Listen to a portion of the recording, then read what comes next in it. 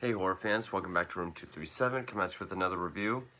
This is another newer film that I got for Christmas, so I figured I'd do a review for it.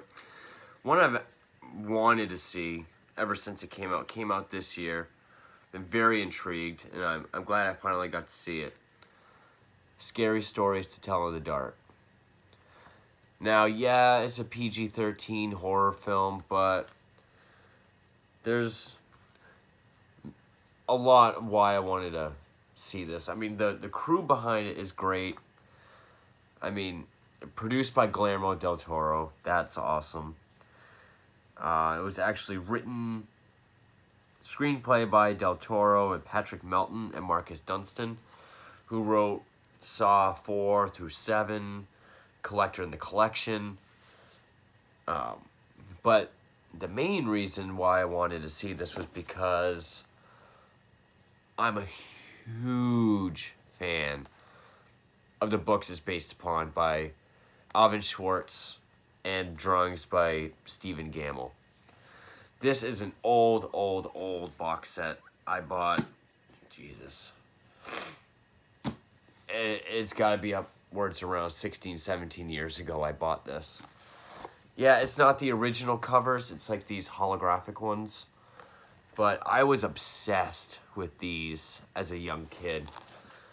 And like many kids my age and generations before me, all the way back in the 80s, these drawings terrified the hell out of me when I was a kid. In fact, it was actually fun on the school bus because the older kids did it to me, and then when I got these, I did it to the younger kids. Show them the illustrations in these and get them all scared. So, like, these books were as big a part of my life as Goosebumps. So, big fan of those. And I was curious to see how they were going to do it in this film.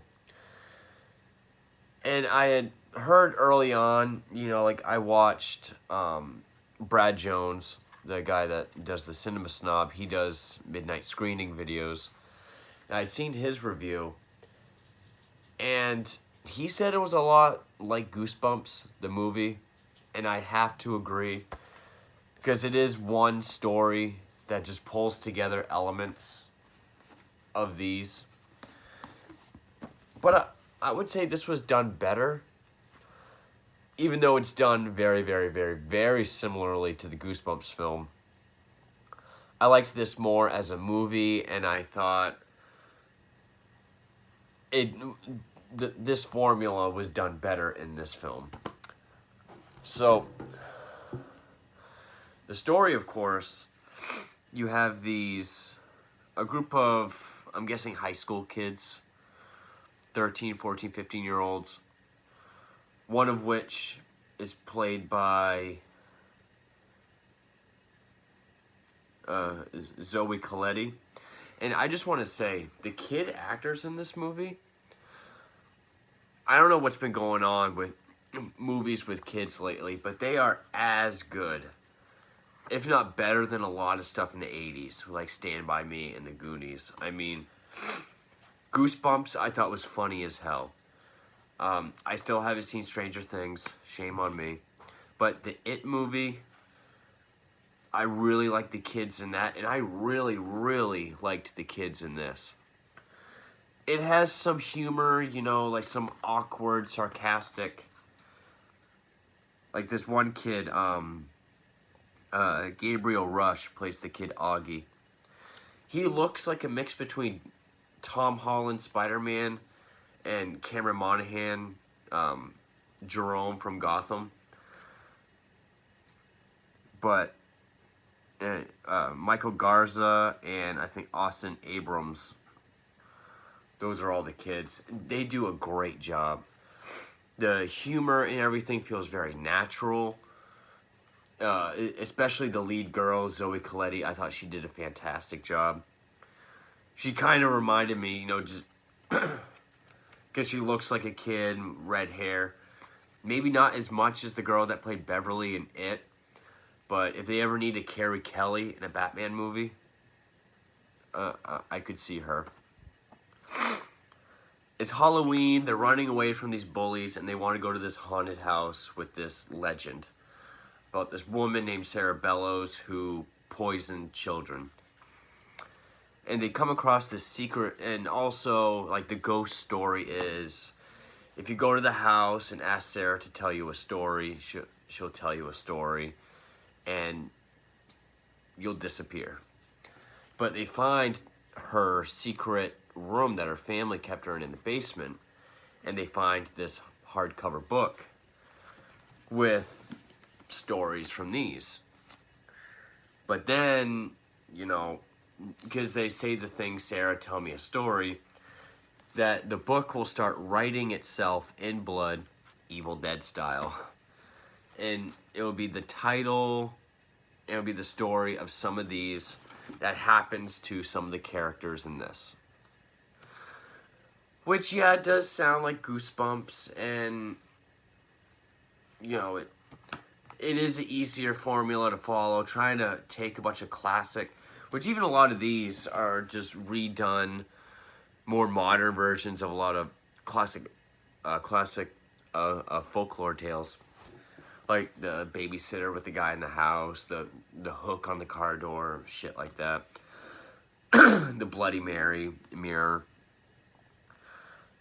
Personally, I would have rather an anthology, like a Tales from the Crypt kind of, or Creep Show kind of setting.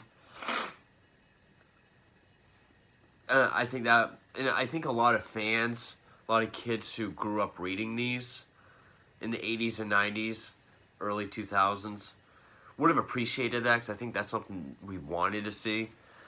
I mean, there's even some fans on YouTube that made fan films that are well made of these stories. But, you know, they don't exactly tell the stories justice. I mean, they kind of get the bare concept of the story, and then they take their creative licensing for whatever reason. Like, the cover story, Harold, which is from the third book. It doesn't end with one of the farm brothers turning into a scarecrow. That's not how the book ends. But, you know, it's still a scarecrow coming to life named Harold. He looks like he does in the book. You know, fair enough. In the trailer, it was the red spot, the one with the girl with the spider bite, spiders pouring out of her face. That was done well. The story, The Dream, which I think is one of the more popular images, most memorable images in the whole book, if I can even remember. It was the first one.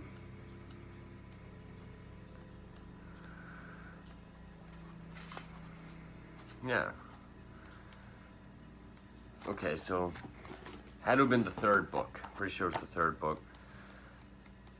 I'm sure you guys know exactly what I'm talking about anyway, but let's see, there's Harold. This girl. She looks great in this movie. She looks creepy. The way the scene is done is very, you know, creepy and foreboding. This creature, you know, practical effects. There is a lot of CGI. I gotta say that. Harold has CGI cockroaches. The spiders coming out of the girl's faces is CGI. But also, the first picture I showed, the haunted house with the eye socket girl, they mix stories. Like, the story is the big toe, but the ghost coming for the toe, saying, "Who's taking my toe?" is the girl from the haunted house story. Just like when they do the me tie, do tie walker, head down the chimney. It's also the dead man's bones, when all the body parts fall down the chimney, put themselves together. So they do mix stories, but I think for how the monsters or the ghouls or the ghosts looked, that did it justice, so much so that it didn't bother me when they changed the stories around for the sake of the film. I thought it was kind of ballsy for PG-13. I mean, I've seen PG-13 slasher films that are more tame than this. But I mean, even then, the teens look like adults. These actually look like kids, and they're getting killed, or they're disappearing. You actually care about these kids. You give a shit about them. None of them are annoying. The humor worked for all of them. I thought they were all very good actors. Again, especially the lead girl. I thought she did a fantastic job. So, again, still haven't seen Stranger Things, but some of the kids from It and this are really great kid actors. Especially the kid that played Eddie, that ended up playing Freddy in Shazam. I think he's like one of the best child actors out there right now.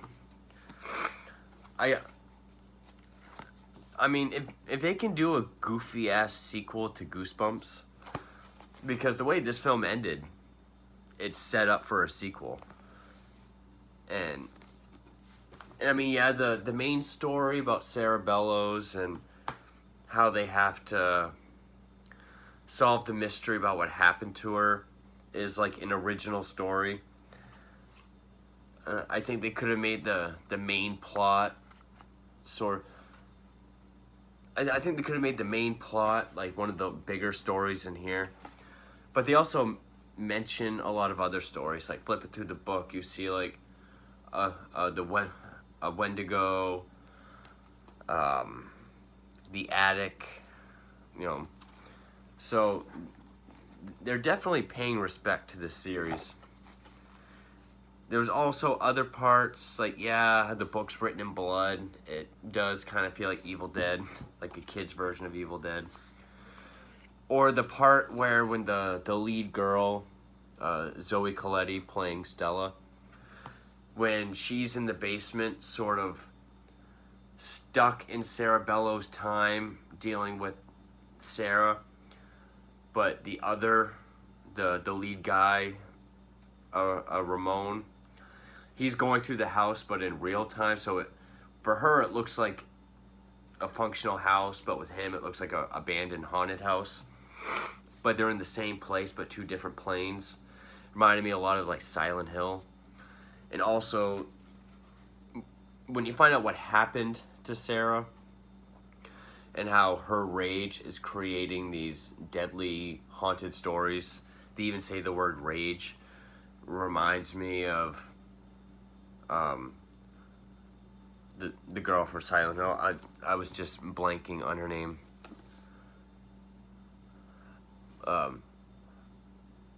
Alessa? Was that what it was? Yeah. Alessa Gillespie. Yeah, that's what it was in Silent Hill. But, you know, so they did Harold. They did the Big Toe, but mixed with the haunted house. They did the Red Spot. They did the Dream. Mitai Dotai Walker mixed with, I think it's called Dead Man's Bones. And yeah, Dead Man's Bones was all CGI, but the way the monster was contorting, and this movie also fucks with your expectations, because there were so many times this movie got dead quiet when there was a monster around, and I thought for sure there was going to be a lame-ass jump scare, and it didn't do it. Or if it did do it, it was set up well, so it wasn't as distracting. So that's a huge kudos that I can give to this. So again, even though they mixed stories and had CGI, all the monsters and the ghouls or whatever were very, very, very well represented. The only complaint I can give it is I would have much rather seen an anthology. I would have rather seen like a Twilight Zone movie or a Creep Show or Tales from the Crypt kind of thing. Instead of trying to blend, creating this original story, trying to find ones that fit and place them in there. But if I haven't seen anything on a sequel, but if a sequel comes out, I would be glad to see it, especially if it's done with, you know, the same crew. The director, Andre, I'm gonna mess this up because I think it's Dutch. Øvredal. He really knew how to build a suspense and dread. He knew when to show a monster up close, when to show show them further away to build the scene. Some of the adult actors, like one of the police officers was the Elvis hair guy from Shawshank Redemption, who was taking the school tests. And the girl's dad looked like Michael Chiklis, who played Falcone in Gotham. Pretty sure it wasn't him. But, Nichols, no, Dean Norris played the dad. What the hell else? Okay, he was in Breaking Bad. He was in Under the Dome. Gremlins 2. I guess there really wasn't. I guess I didn't recognize him. But anyway, the kid actors especially, I was extremely, very, very impressed with. And it was kind of exciting. It really was exciting to watch the movie unfold and kind of see what stories they're going to do next. Obviously, from the cover of the film and the trailer, we knew they were going to do Harold, the Red Spot, and the Dream. But, you know, as such a huge fan of these books as a kid, like, I grew up with these religiously. I think I was in, like, 3rd grade when I first discovered them, and I mean, that was 20 years ago at this point. You know, that's how long I've been reading these. It's how long I've had this box set. And I know this movie's been in talks for at least the better part of a decade. This probably was the best formula they could have done. You know, the whole Goosebumps, they exist in books and they come out kind of like a Jumanji type thing. And I guess if I want to see anthologies, I can check out fan films on YouTube. But I was very pleased with this. And while I was watching it, I totally forgot it was PG-13. It doesn't have a crappy, you know, watered down or even like Shyamalan trying too hard kind of PG-13 vibe. I totally dug this movie. And I was trying not to give too much away because it did come out this year. But if you haven't seen it yet, definitely check it out. Especially if you grew up reading these books. I think it will definitely has the nostalgia factor. But I think you'll also be able to appreciate it. But anyway, that is Scary Stories to Tell in the Dark. And thank you for watching.